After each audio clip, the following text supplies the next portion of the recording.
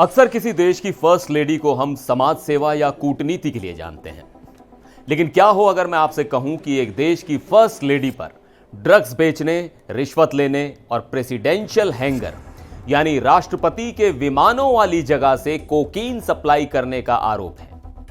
यह कहानी किसी क्राइम वेब सीरीज की नहीं बल्कि वेनेजुएला की सबसे ताकतवर महिला सिलिया फ्लोरेस की है। नमस्कार, मैं हूं सिद्धार्थ प्रकाश। निकोलस मादुरो की गिरफ्तारी के बाद अब अमेरिका का शिकंजा उनकी पत्नी सिलिया फ्लोरेस पर कस गया है। अमेरिकी अभियोजकों ने जो खुलासे किए हैं वो हैरान करने वाले हैं।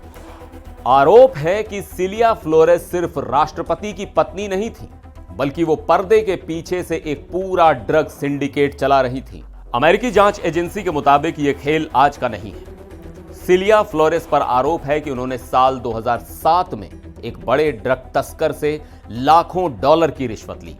क्यों? ताकि वो उस तस्कर की मीटिंग वेनेजुएला के एंटी ड्रग ऑफिस के डायरेक्टर नेस्टर रेवेरोल टोरेस से करवा सके।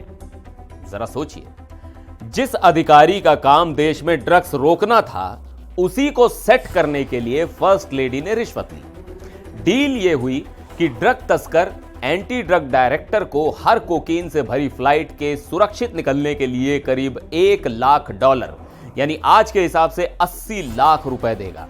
और आरोप है कि इस पैसे का कुछ हिस्सा सीधे सिलिया फ्लोरेस की जेब में जाता था। लेकिन कहानी यहीं खत्म नहीं होती। सिलिया फ्लोरेस का परिवार भी इस धंधे में गले तक डूबा हुआ था। 2015 में एक स्टिंग ऑपरेशन हुआ था जिसमें सिलिया के भतीजों को रिकॉर्ड किया गया था। वो अमेरिकी खुफिया सूत्रों से बात कर रहे थे और कह रहे थे कि वो सैकड़ों किलो कोकीन राष्ट्रपति के हैंगर से यानी प्रेसिडेंशियल प्लेन वाली जगह से अमेरिका भेजेंगे। उन भतीजों ने मीटिंग में यह तक कह दिया था कि वो अमेरिका के साथ युद्ध में है। 2017 में उन्हें जेल भी हुई थी, लेकिन बाद में एक प्रिजनर स्वैप में उन्हें छोड़ दिया गया।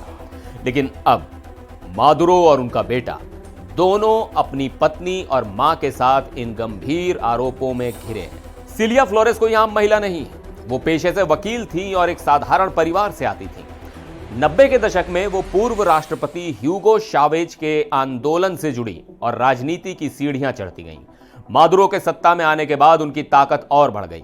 भले ही 2013 के बाद उनके पास कोई बड़ा सरकारी पद नहीं था, लेकिन अमेरिका का कहना है कि उन्होंने अपनी राजनीतिक ताकत का इस्तेमाल देश की भलाई के लिए नहीं बल्कि कोकीन की तस्करी को आसान बनाने के लिए किया।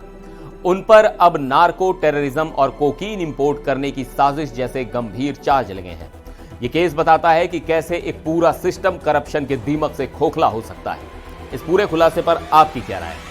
क्या सत्ता का नशा ड्रग्स के नशे से ज्यादा खतरनाक होता है? कमेंट करके जरूर बताइएगा। फिर मिलेंगे एक और वीडियो में। आप देखते रहिए एनडीटीवी इंडिया।